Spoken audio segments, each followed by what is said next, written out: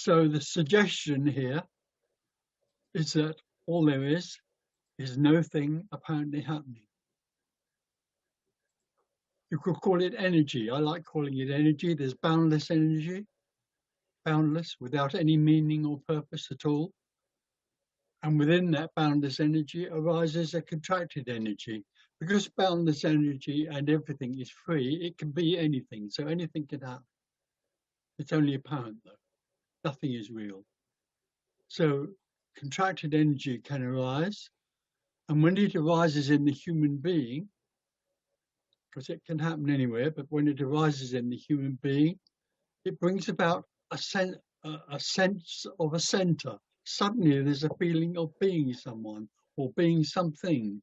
There's a sense of being something. And what follows that almost immediately is self-consciousness or self-awareness arises only at that time. Suddenly there is a sense of individuality. And the other thing that comes with that sense of individuality is a sense of being on your own in that center, alone in that center. And so suddenly, that one that is alone in that center is also separate from everything else. And everything that's happening seems to be happening to that person, you could say, or that center. And as that person grows and develops, so it begins to be realized that everything that is happening to that person, being experienced by that person, is somehow separate to it. It's happening to it as an individual, as an energy. That's the feeling. I am real, and what's happening is happening to me from outside. It's coming to me as a happening. So the individual is then the individual doesn't really see the sky or trees or other people or have thoughts or anything like that in a natural way. It has them as experiences for it. So it experiences the sea and the sky and the trees and other people, and it experiences thoughts as happening to it. They are happening to it rather than just being what they are, naturally, just trees, sky, thoughts, just naturally arising without anybody. Suddenly there is somebody they are happening to. And the feeling about that sense of being separate is different, but also unsatisfactory. There's something about it that takes the wholeness away from everything. It's as though it's a confined, narrow world that's being lived in which everything that's happening seems to be happening to this individual in here. And after a while, for some people, that isn't satisfying. There's something dissatisfying about it. So they start to seek to be satisfied, to look for something more satisfying. So seeking is happening. And what they're seeking is a wholeness. There's something that's not whole about the sense of being separate and living in a dualistic world. It's a subject-object world that's now being experienced, which is somehow unsatisfactory. And so seeking begins to look for a satisfaction, a wholeness. But because the individual is dualism and lives in dualism, and because it experiences everything in a subject-object way, then because it's experiencing people happening to it, it's the subject, and what's happening to it is the object. So because of that, what it looks for in its search is, let's call it a search for enlightenment or search for wholeness or whatever you like to call it. But the problem for the individual living in the dualistic world is that the individual objectifies what it's looking for.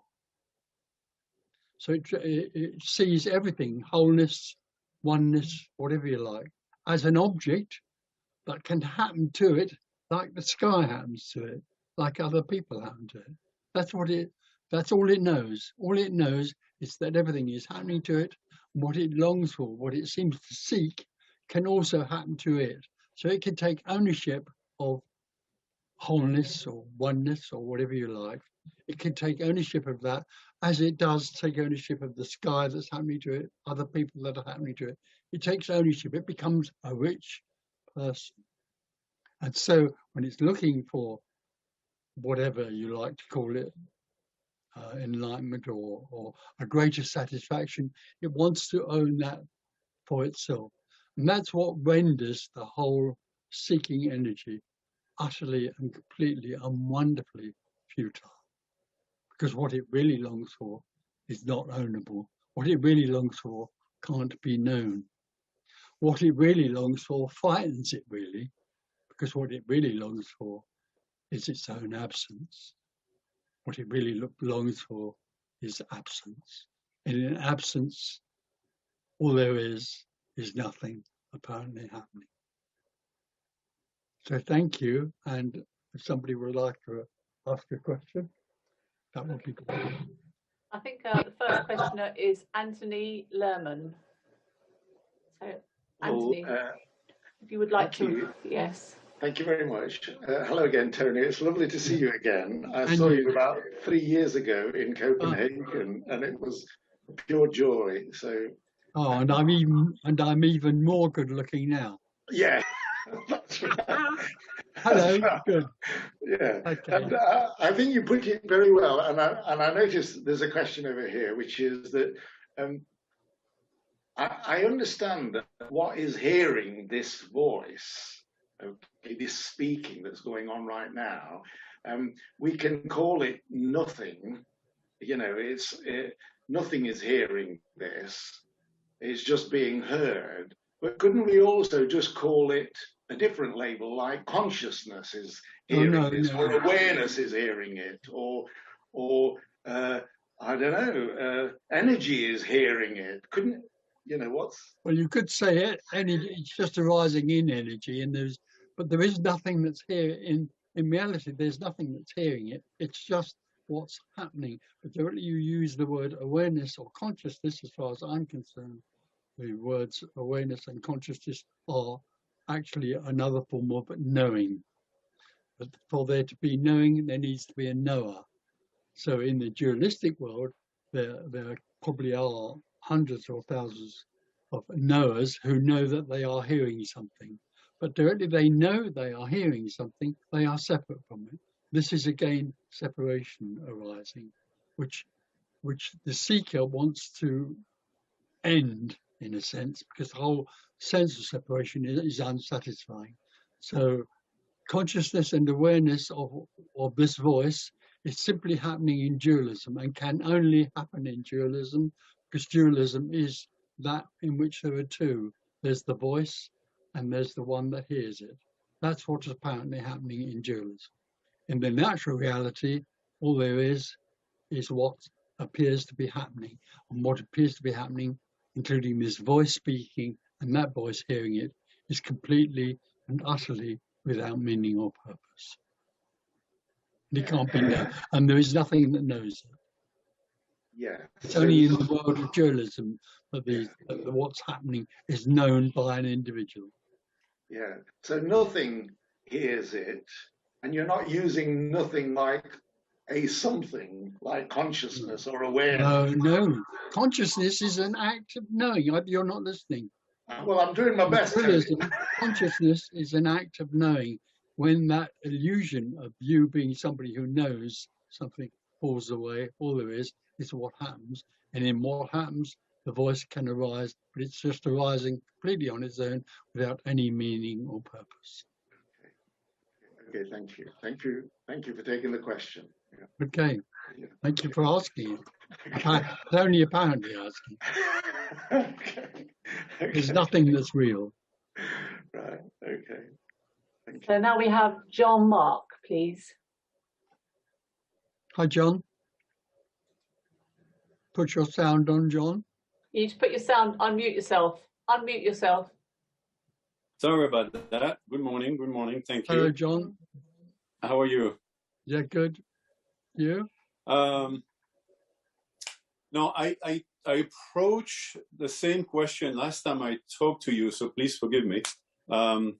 And I understand, you know, as I'm standing waiting to have this question presented to you, I realize how meaningless that I will never understand any of this. And I realize you're not meant to. Right. I gave up wanting to understand. Now I think I'm reaching for a sense much more than anything else, because I have already a partial sense of something that is bringing about this question over and over again in my mind. So I'm just playing with it, and since I have the opportunity to have you here, I'm going to present it again. And that has to do with the complete lack of free will, so-called. That since there's no one here, there's no choice and there's never a choice being made by anyone, because there's no one. However, in the appearance, it certainly appears like constantly that there are constant choices being made in the appearance. Yeah. And if I've heard, so far what I've heard makes me feel that regardless of what's unfolding, happening, and regardless of what the apparent choice is, it will have no effect on any level. No. It's already complete. It's already whole. There's only completeness and wholeness, and so it's kind of pointless. It's this pointless exercise that the body, the mind, the ego mind, you know, engage himself with absolutely no value whatsoever. No, because there is no meaning or purpose in anything. Right. So again, you know, I'm just rambling. Allow me, please. So between someone who would appear to do a great deal of research, of weighing the cons and the pros to reach a certain decision, maybe a life, you know, a life important decision, to someone who, compared to someone who just, well, I was going to say live in the moment. There's no moment, but to someone who just goes very spontaneous. Who doesn't even question, you know, whether it goes to whatever becomes obvious. You know, I mean, a lot of those apparent decisions, I understand, at least the one related to survival of the body, they happen no matter the body something will come out of the body apparently that says, you know, choose this food over this, or this drink, or whatever, decaf or no, you know, this kind of, all these little decisions that happen. And I see how, you know, there'd be a lot of those so-called decisions or apparent decisions being simply what happened. But no, there aren't. Some of them are what you're describing altogether, together with the person who takes a lot of time to deliberate over something, and another one who's spontaneous. All of that is what's apparently happening. It's completely without any meaning at all. In the story of the individual thinks it's really important to choose this car or that car, and so on, and it takes a lot of time to do it. But actually, what's apparently happening is completely and utterly without any meaning or value of any kind. But also, because there's nothing happening at all. It only appears to be happening. It's not real. There is nothing that is real. So there's only even the consequences are just appearances. Totally. So there's no consequence as to you. There aren't any consequences. No, there are no consequences, except in the dreamer. The dreamer who lives in the story thinks there are consequences. Right. But in reality, there aren't any, because there's nothing happening. There is nothing happening. There is nothing happening. Right. Well, that's obviously the foundation. Nothing is happening. But for the dreamer, like you say, with a part that is engaged into the appearance, there's actually a fear of consequences, which triggers the whole choosing process. You know, so I have to be careful because you know the consequence is this body might die, this body might this, or this may happen, blah blah blah. But it's just the fear. And it arises in the individual who's in the dualistic story, who believes that the story it's living is real, and there are real circumstances or consequences. As you can see in the world we live in. So yeah, and there is this nothing. It's funny, you know, we have this, I have this tendency, this urge to want to anthropomorphize this nothing. Yeah. to clothe it in some kind of presence, so I can relate to it better.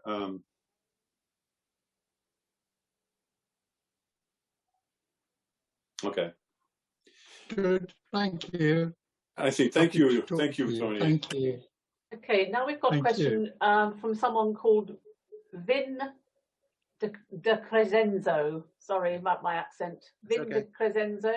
Yes. Hi, Tony. Good to see you. Hiya. My question is this. I've heard you share the stories of apparent people who were on a spiritual seeking path and then unknew the illusion of being an individual. Sorry, said that bit again. Sure. And then then unknew the illusion of being an individual. Okay. Yeah. And I was wondering, do you have stories of apparent people you can share who were never, ever on any spiritual path that also unknew the illusion of being an individual?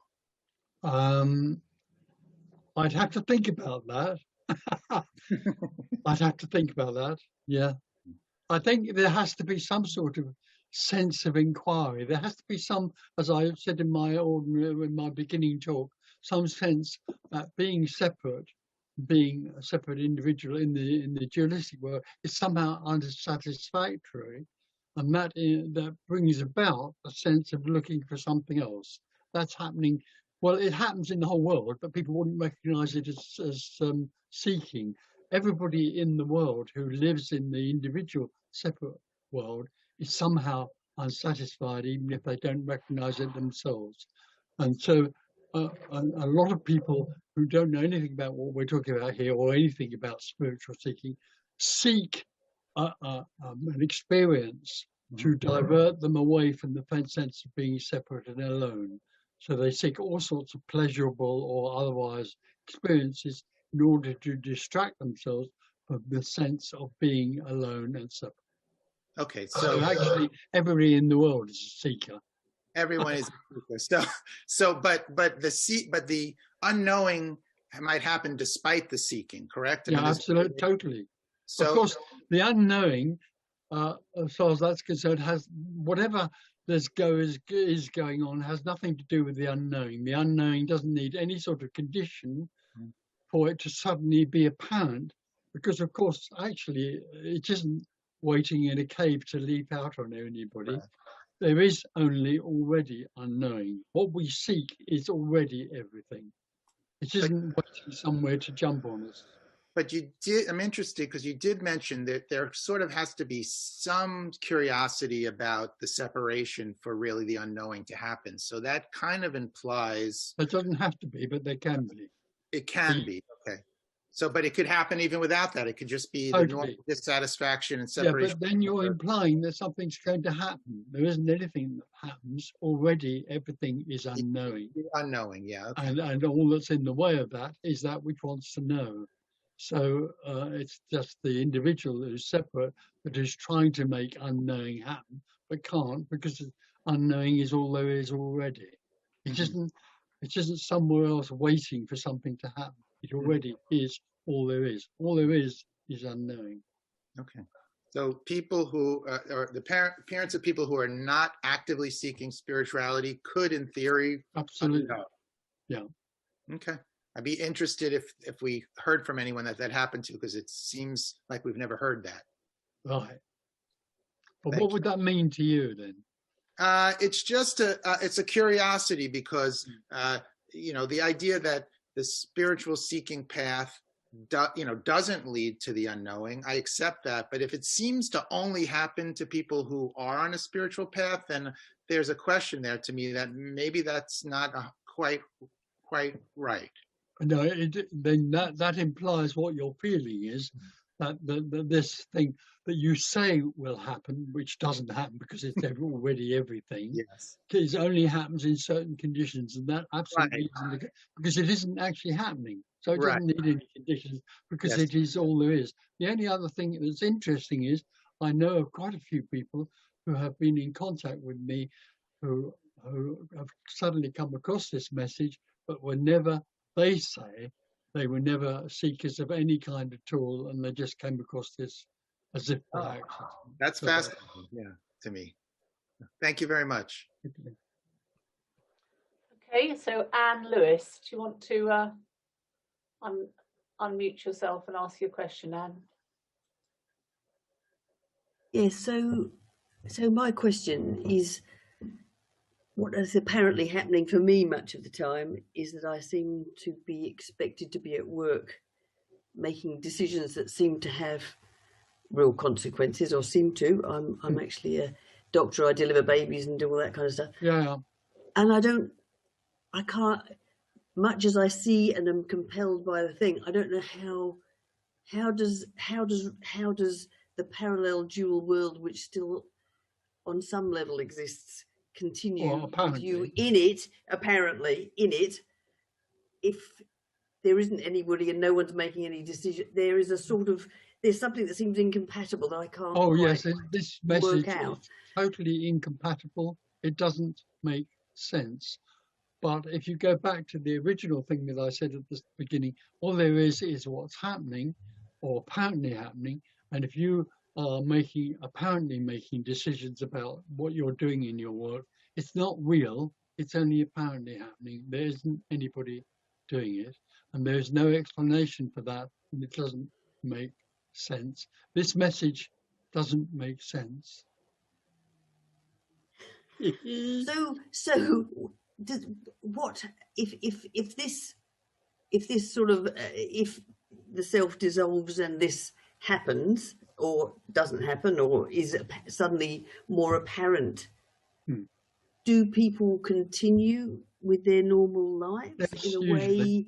Usually, but they don't continue because there aren't any people continuing. There never were any people doing what they were doing before. They just dreamed that they were people doing something before. And then when the sense of self simply is no more, then that doing will probably continue, but it will be recognized that there's nobody doing it. That's a dramatically different thing. It's dramatically different. Suddenly there's a freedom in what seems to be being done, because you, the self, with all its conditioning and ideas about what is right and wrong, are simply not there anymore. And suddenly all there is what's happening. It's about something that's very simple and very ordinary, but quite extraordinary in its freedom. I totally get that, but at the same time there is this weight of knowing things that seems so important in particularly what I do, knowing things, intervening appropriately, doing the right thing, this weight of ethics and things. Somehow it just seems so hard to sort of marry with a sense that no one's doing anything. No, you don't have to marry it, and you don't have to drop knowing happening about something, but it isn't you that has that knowing. Knowing is what is happening. So when the whole sense of you is no more, there will still be that knowledge. It will still be, and not only that, it will be functioning without the limitations of your subconscious mind in the way. So there'll just be a very straightforward, simple knowing that's amazingly free and effective. Okay. Yeah. Okay. When it happens, give me a ring. Because you will say, what you will say is, okay, Tony, I was talking to you before, and now I suddenly see that there isn't anything that's happening in terms of people doing things. There is just what's happening, and it's absolutely amazing. But the only problem I have is I can't tell anybody else about it. It can't be described. It just can't. And you will also say to me, I can't even tell you what this is about, although you're talking about it. I can't tell you what this is like. It's beyond knowing. Yep. No, I get. I don't believe you, but I get it. No, you don't have to. You don't have to. Yeah. Thank you. Thank you. Okay, so Kim Roberts, would you like to ask your question? Hello, Tim. Kim, it's Kim Kim. Roberts. Unmute, Kim. I can't hear you. Okay. Come back to you. Okay, Coco Nkrumah, would you like to unmute and ask your question? Hi there, thank you. Hi, Tony. Hiya. I just got a question. So things are already happening. Would you say, for lack of a better word, realize this, is it a sense of just conviction? Because obviously there is nothing to do because it's already happening. Would you say it is because we're all here trying to, I guess, seek this? Yeah. Would it be a conviction, or it only really feels like a sense of believing in it as something to realize it? So it has nothing at all to do with conviction or belief. It just is like that. There isn't anyone. All there is what's happening. That doesn't come out of conviction or belief. It comes out of the fact that all there is what's apparently happening. It comes out of this. It is this. This is it already. It doesn't need any conviction or belief. Conviction or belief are part of the dualistic world. This is just what's happening. Okay, and just there's an assumption here that when the I drops away, or the self, that there's a feeling, there's, as you say, an energetic feeling of a center within the body around the head region, like a visceral feeling. Is that something that goes away, or is it just the ownership of feeling like your consciousness, for lack of a better word, is located? Oh no, that goes away. That all just drops. There isn't anything left. Listen carefully. There isn't anything left but what is apparently happening. There is no experience and no knowledge, no recognition, none of that. There is no one. There is no one. All there is what's apparently happening. Okay. Thank you. Okay, Kim Roberts says, what happens at death, please? What happens at death? Nothing, really, because all the time there is apparently somebody in the dream of being someone who is now dying. Then they believe that they are a person who is now going to die. At the point of death, that whole belief collapses because nobody dies at all, because nobody is alive at all. There is nobody, there is no one who is alive, and there is no one that dies. Everything is already no thing apparently happening.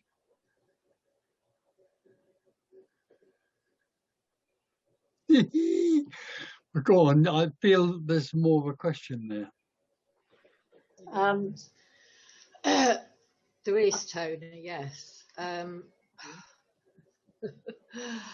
But the thing is, when I sit with you, everything drops.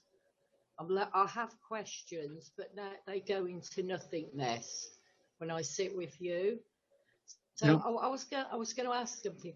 So at the point of death, what's the difference between you and a dead person? I know No, I am a dead person.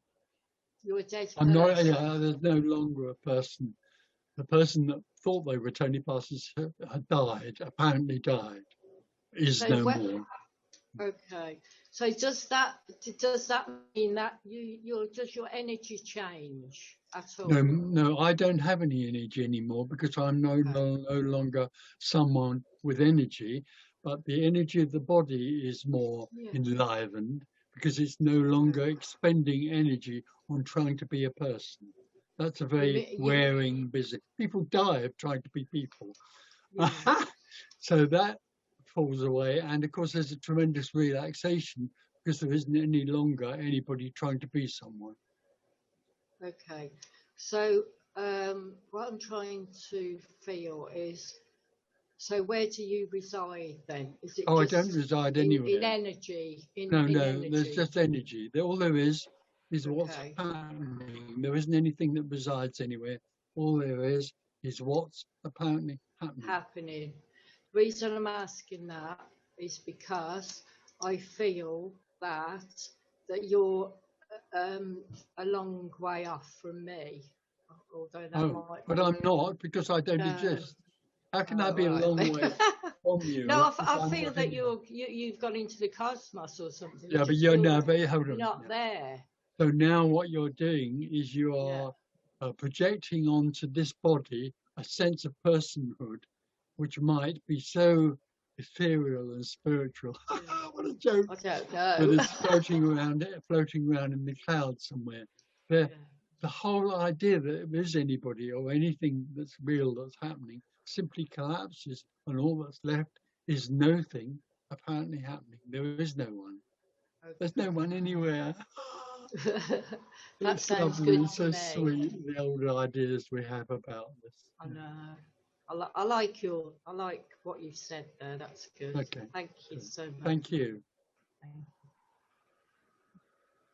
Okay. Lee Harris, could you like to unmute yourself, Lee? Yes, thank you. Hi, Tony. Hiya. I know you said nothing is real. By that you mean no thing is real. There are no objects, because that would imply a subject-object duality. Yeah. But so my question is, I know there is being. I'm aware of. Hold on. What do you mean by being? Just being present, being aware without being aware of anything, just resting in being, just being That's present. dualistic. Well, it seems to be dualistic if I acknowledge, oh, I'm being present, but there can be, or there is presence or being, is there not? Well, if you believe there is, then that's what you believe. As far as I'm concerned, no, there isn't being or presence. There just is nothing at all appearing as everything. For me, the word being or presence somehow applies the idea of something happening in a particular place, or something different happening. There isn't anything different happening. There is only no thing apparently happening. There's nothing that's special about this. It's very ordinary and simple. When I think back to a memory, obviously in the past, and I say, I remember that, there's a continuity, meaning the I that is here, remembering, is the same I that was there. There's something that hasn't changed. That's the dualistic world in which you are someone who sits there now and remembers an apparent past someone who was doing something else, and somehow there's a connection. There isn't anyone. There's nothing to remember, because there's no past and no future. All there is nothing apparently happening, which is utterly timeless. You know, the mind or the me trying to think about that obviously doesn't get anywhere, but sometimes your words go above the head, so to speak, and perhaps affect a change in that. An unraveling. Yeah, unraveling. That's a good word. I like unraveling. I got it from you. Ooh. All there is apparent unraveling. There's nothing to unravel, but I like the word. It's sort of sexy in a way.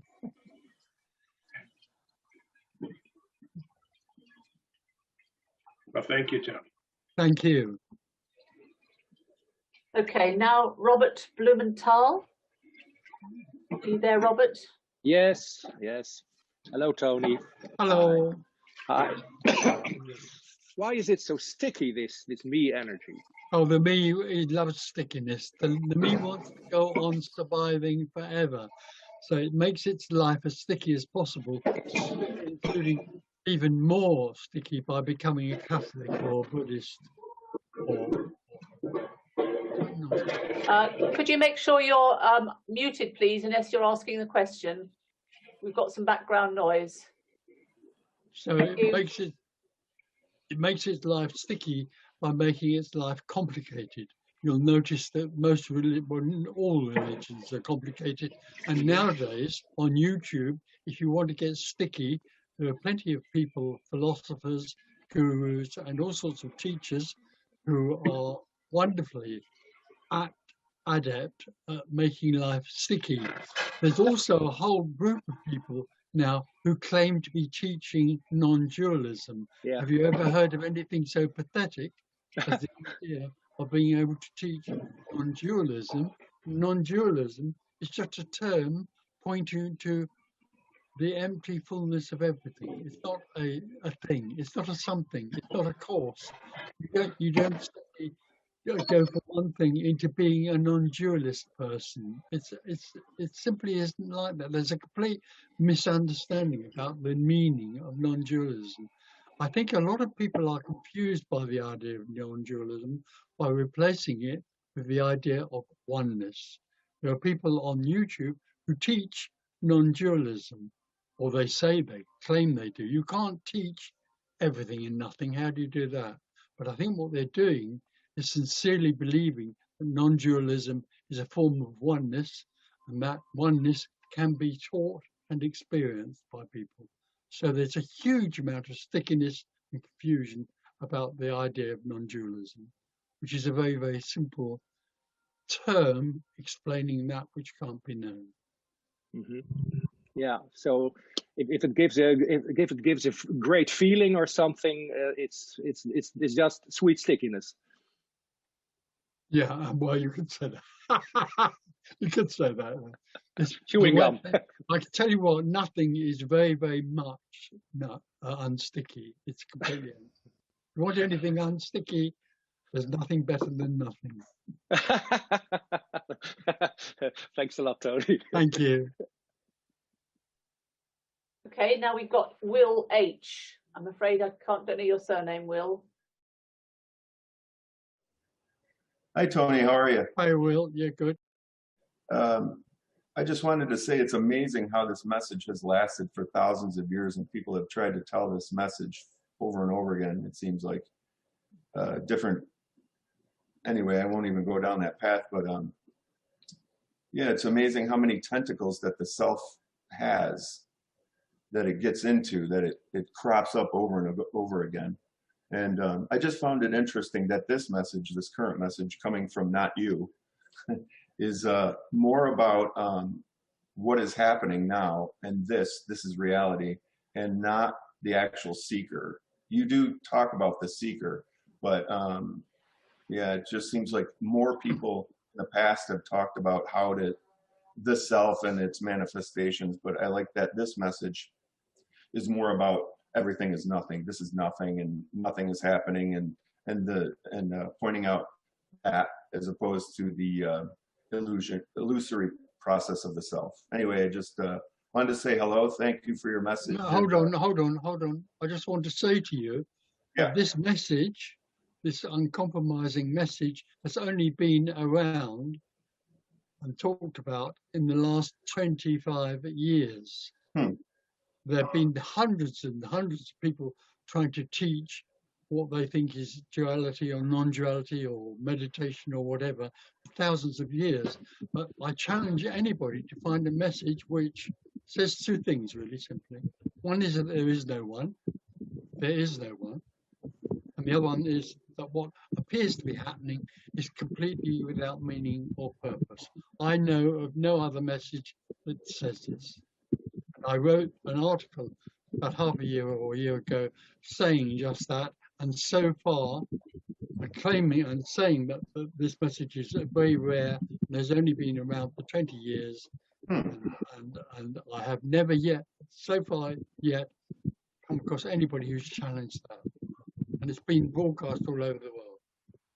So you want to be careful about what you think this message is, because it's nothing like the teachings of the masters and the enlightened people, who are all teaching something that's personalized. This is utterly and completely in person.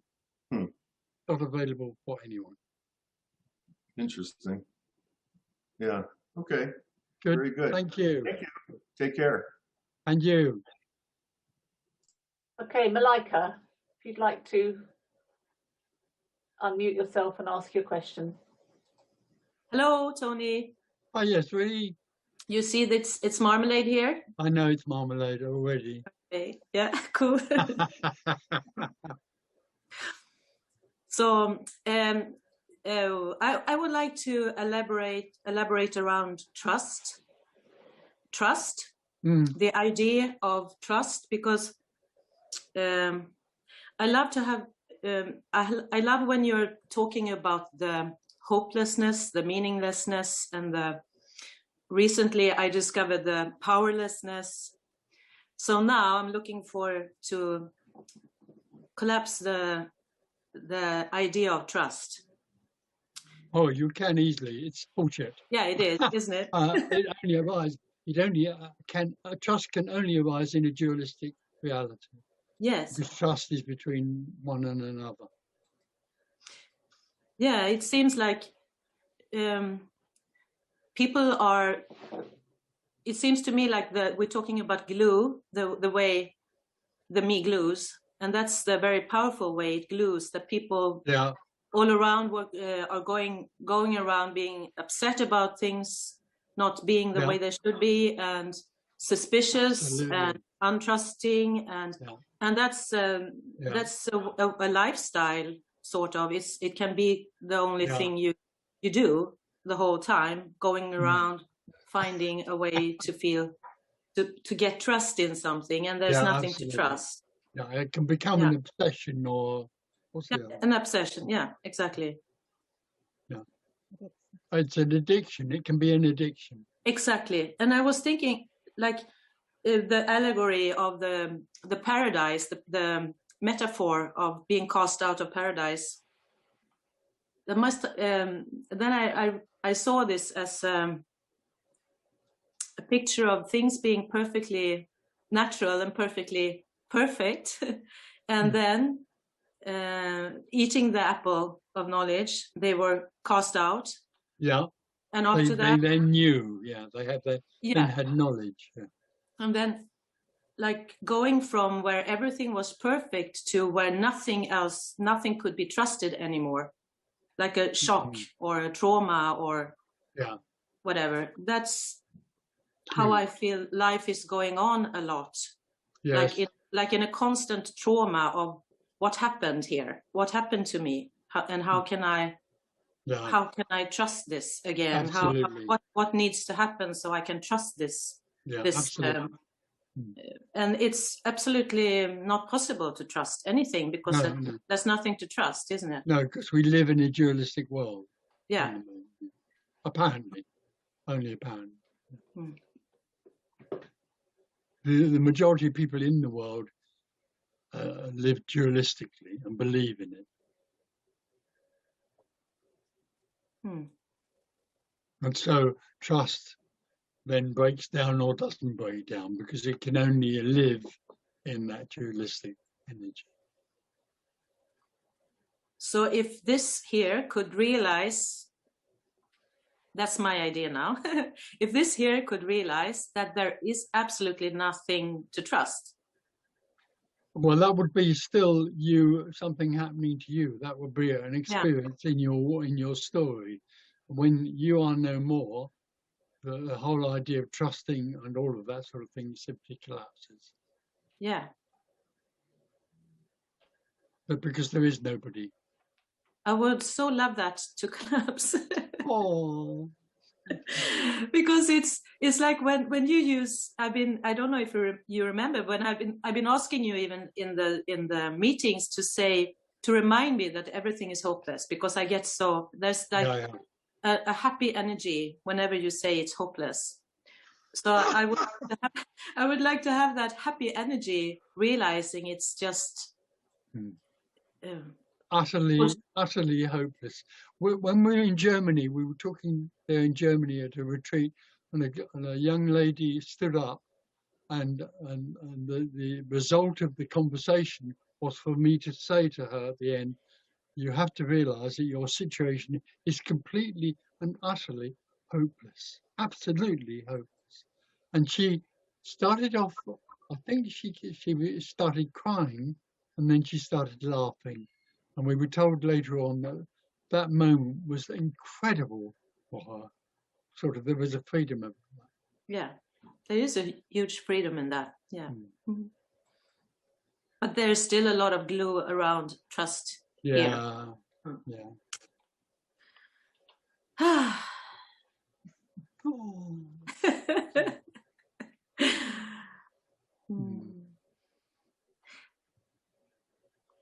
I'm looking forward to seeing you, Tony. Tony. Well, that could happen. We were hoping to get to Germany later in August, but whether that will be allowed, I don't know. But you don't live in Germany, do you? No. I'm in Sweden. I'm hoping to see you in Germany, but okay, we'll see. Yeah, good. We'll see about that. Yeah, man. Thank you. Thank you. Lovely to talk to you. Yes, Marmalade. thank you. Bye. Bye. Oh, that's easy. There's a question from Alexander in Russia, who's asked me to read it out because the English isn't so good. It says, Tony, how do you end your search for your true self? It's me who always comes back, and the practice also goes in waves. It turns out better or worse. And this life still looks very real, and the body also seems very real. For 4 years, my practice was asking, who am I? Oh, okay. So the search for the true self is utterly, wonderfully futile. There is no true self. There is no truth. There is no self. So there's nothing to look for. If you listen to what's being said so far, you would probably, or you might understand that all there is no thing apparently happening. The idea that there is a true self is completely dualistic. It lives in the dualistic separate world. If there's a true self, then there's an untrue self. It goes on and on, being split into two all the time. There's a sense of that dualism. All the time you live in that dualism, then you're living in a split world. There's no true self. There's no truth. There's nothing except what is apparently happening. I can't remember the rest. Okay, so we've got D's up. D, would you like to unmute yourself, D? Yes. Hello, can you hear me? Yeah. Okay. Hi. I just wanted to ask you, in being no self, is there still an experience of emotions or like bodily pain if there is a cut of the body? Does it still hurt? Does there a sense of emotions of love or that kind of stuff? Okay, so I'm not being no self. There just is nothing left. The idea of even being a not self has collapsed. There is nothing but what is apparently happening. In what is apparently happening, there can be pain and the other things you mentioned. Anything can happen, but it isn't pain that's happening to a person anymore. It's just happening. Pain. And there might be something done about that pain, but what is done about that pain is just like that pain, something being done about the pain. There is nobody doing it. It's just what's happening. I'm not doing this talk. There isn't anybody here. There just isn't anybody here doing this. This is just a response out of nothing. This is nothing responding. And actually, strangely enough, it's nothing responding to nothing who thinks that they are something. They think they are somebody, and they're asking nothing what they should do about that or what that means, and nothing is saying to them. Actually, in the end, nothing is saying to them. There's nothing. Quite similar to night train in that case. Similar to? A nighttime dream. There's nobody there, but there seems to be people, there seems to be experience. Maybe. I don't know. You don't dream. Okay, thank you. Thank you. Lovely question. And then Kane Watts asks, is all fear the fear of death? Oh, that's a sort of not necessarily. I don't like those sort of generalizations. Fear can be the fear of being found out, or the fear of being not loved anymore. No, I don't see that. It's what happens. What happens for the individual is that a great fear can arise about not being successful or not being loved. When there is no one, a fear can still arise about anything in particular, but it doesn't arise for anyone. It just is fear.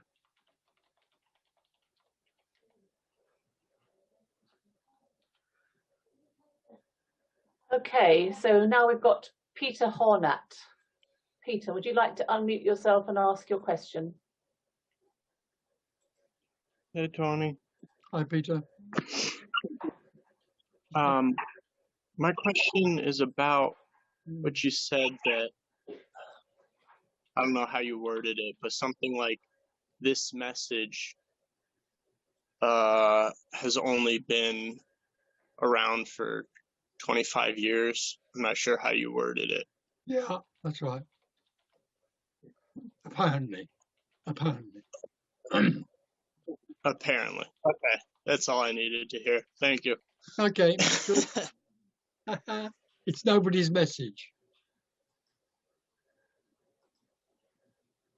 Sweet.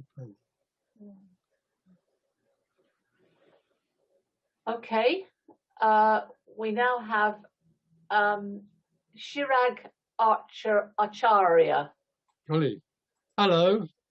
Hi, Tony. Can you hear me? Yeah. We can hear you. Okay. So my question is, it's not a question, it's rather, I want to share something. So yesterday I was walking on the road near my house, and there is an apartment near my house. It's a multi-story building. And it was around 8 o'clock in the night, and I was just walking and I suddenly looked at it, and it was looking so beautiful. And there were all windows, and it was decorated with lightings and everything.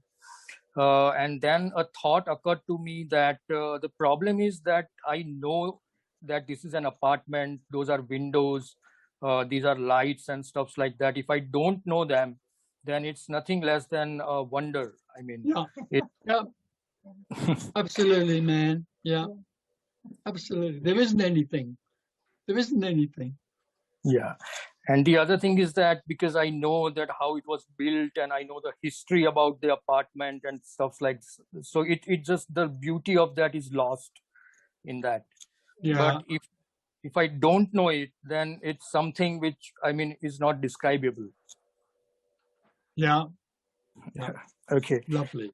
Okay, and thank you very much. Thank you. Sure, thank you. One more thing, I just have one more question. So in your introductory comment, you said that everything is arising. So thoughts are arising and other things are arising. Now I can understand.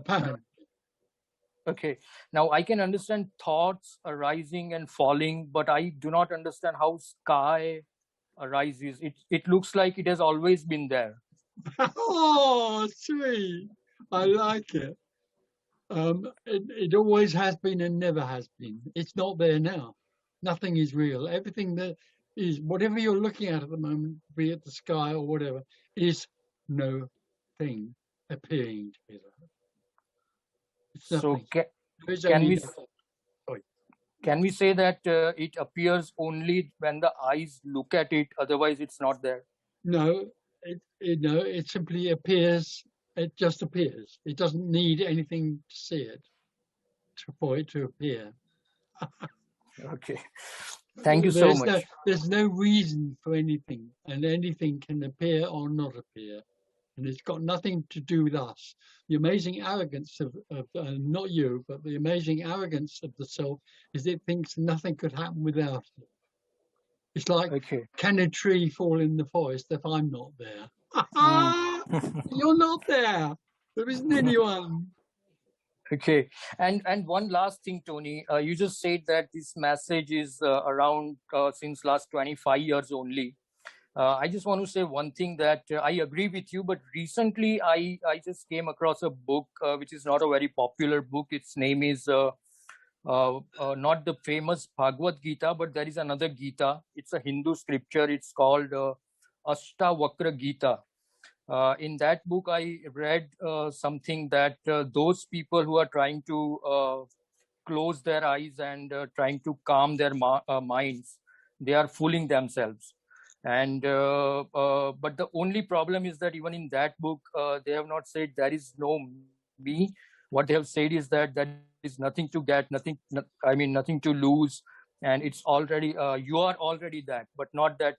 So That's okay. this. Yeah, but the fact that it says you're fooling yourself if you close your eyes is a teaching. Oh, okay. So even if somebody recommends not to do meditation, even that becomes a That's teaching. a teaching. Yeah, it's a teaching. Okay. You won't find anything in the open secret, let's say, and there are other people communicating this. It's not mine. It's not my message anyway. You won't find anything in the open secret that suggests there's something that can be done, or even suggests that there is anyone. Okay. Okay. So Tony, you say that there is nothing to find and there is nothing to get.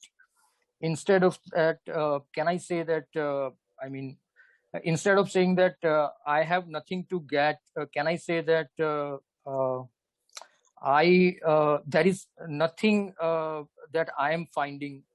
Because the way you communicate, it looks like nothing is something which I have to get. No, that's what you feel. Yeah.